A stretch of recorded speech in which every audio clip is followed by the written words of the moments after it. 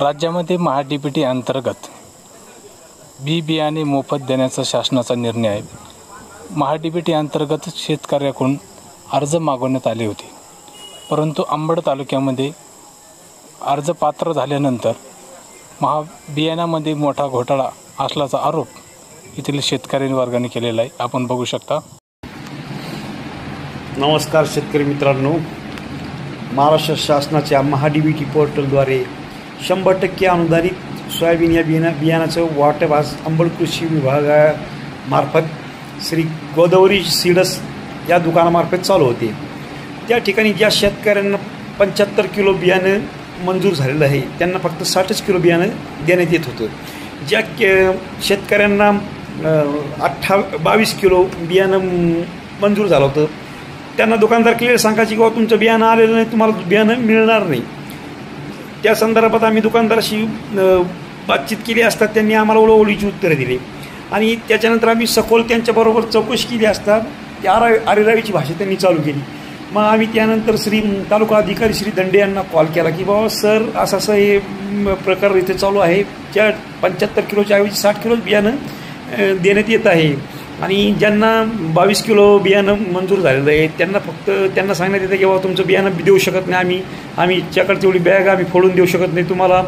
तर आम्ही त्यांना एकच विचारलं की बाबा जे शासनाकडून मंजूर झालेलं आहे ते बियाणं तुम्हाला द्यावंच लागेल आणि जे 75 किलो ज्यांचं मंजूर झालेलं आहे त्यांना तुम्ही 60 किलो का देऊ लागले, त्यांचे 15 किलो बियाणाचं तुम्ही काय करणार आहात?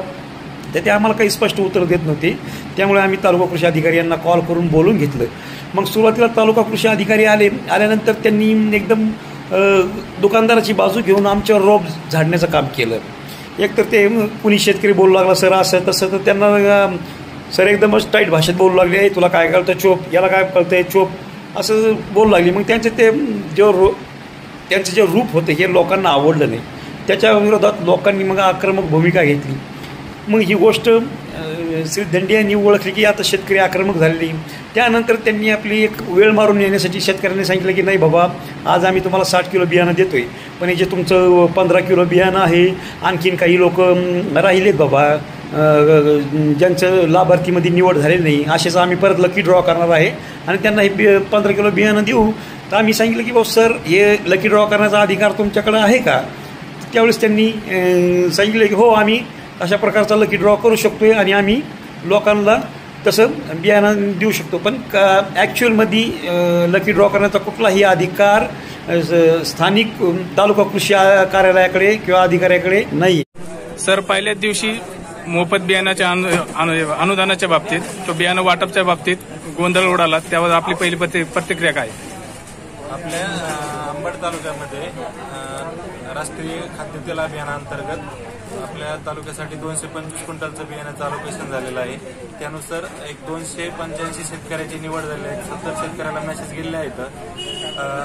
त्या मेसेजनुसार शेतकरी अचानक एकत्र आल्यामुळे थोडा गोंधळ उडाला आहे, परंतु आपण या पद्धतीमध्ये बऱ्याच शेतकऱ्याला 75 किलोचे मेसेज गेलेले आहेत अलोकेशन झालं म्हणून, परंतु त्याप्रमाणे पॅकिंग नसल्यामुळं बियाण्याची कमी त्या किलोच्या जवळची असलेली आपण जर 2 बॅगा नेल्या 30 किलोच्या तर 60 आणि आपल्याकडे 22 किलोच्या पॅकिंगमधील पण बियाणं 2 दिवसात उपलब्ध होत आहे, तर त्या 3 बॅगा अशा शेतकऱ्याला आपण वाटप करत आहोत। उर्वरित बियाणं जे शिल्लक राहील ते वेटिंगमधील जे शेतकरी असतील त्या शेतकऱ्याला जी आपल्याला यादी महाडीबीटीवर प्राप्त होईल वरिष्ठ कार्यालयाकडून त्या शेतकऱ्याला आपण ते उर्वरित बियाणं वाटप करणार आहोत। त्या पद्धतीने वाटप चालू आहे।